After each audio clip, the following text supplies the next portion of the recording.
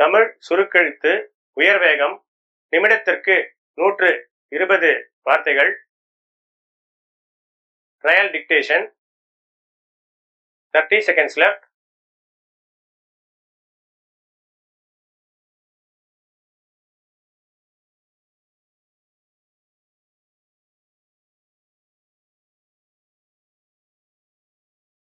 Fifteen seconds left.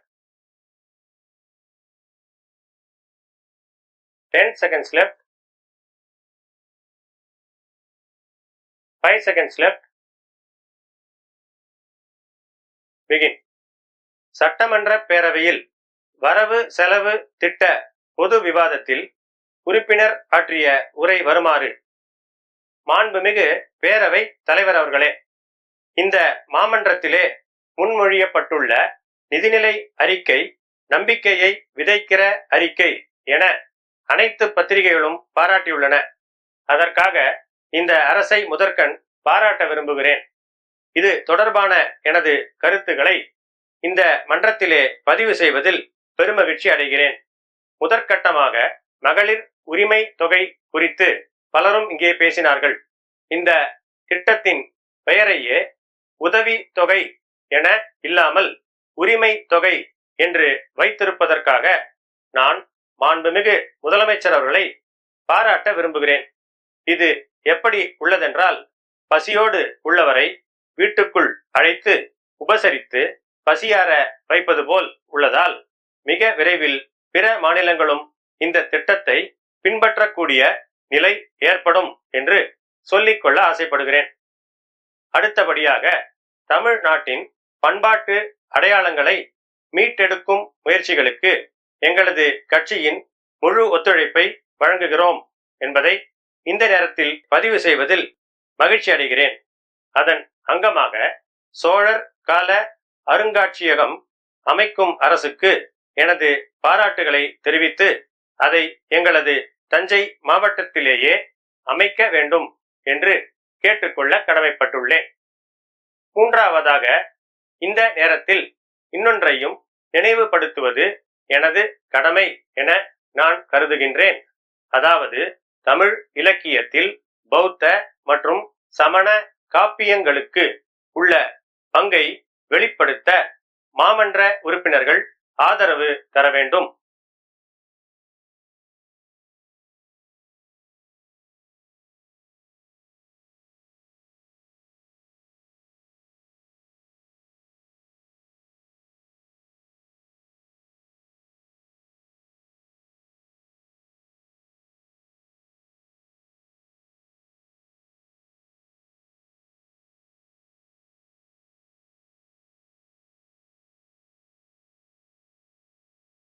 Tamil சுருக்கெழுத்து உயர்வேகம் நிமிடத்திற்கு 120 வார்த்தைகள்.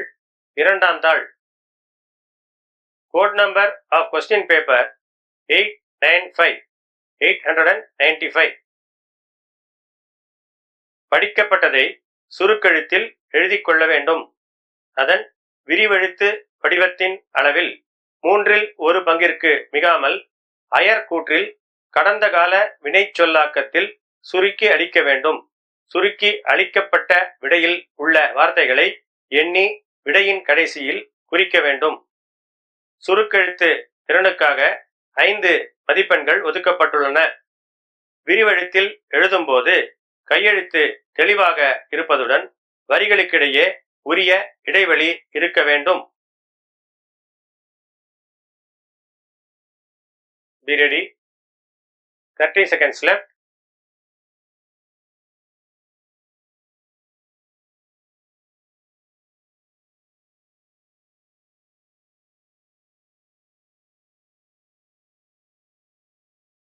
Fifteen seconds left. 10 seconds left. 5 seconds left. Begin. சட்டமன்ற பேரவையில் மானிய கோரிக்கை விவாதத்தில் உறுப்பினர் ஆற்றிய உரை வருமாறு. மாண்புமிகு பேரவை தலைவர் அவர்களே, விளையாட்டுத்துறை சிறப்பு திட்டங்கள் மற்றும் கைத்தறி துறை தொடர்பான மானிய கோரிக்கைகள் மீதான விவாதத்தில் பங்கு கொள்ள வாய்ப்பளித்ததற்கு நான் முதற்கண் நன்றி கூறி எனது உரையை சுருக்கமாக முடிக்க விரும்புகின்றேன்.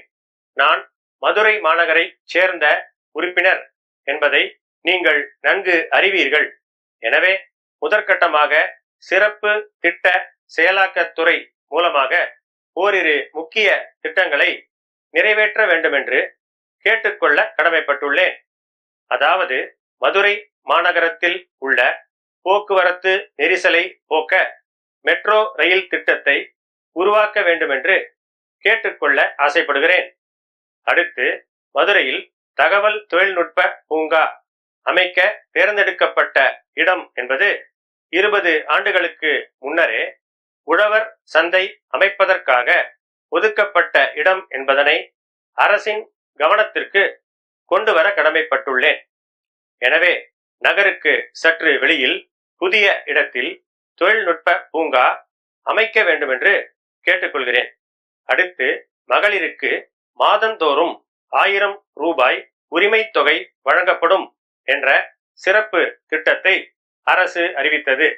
முதலில் சுமார் 60 லட்சம் மகளிர் என கணக்கிடப்பட்டு தற்போது 1 கோடி பெண்களுக்கு வழங்கப்படும் என தெரிவிக்கப்பட்டுள்ளது. அதனை இந்த ஆண்டு செப்டம்பர் மாதத்திற்குள் வழங்க வேண்டுமென்று கேட்டுக்கொள்கின்றேன்.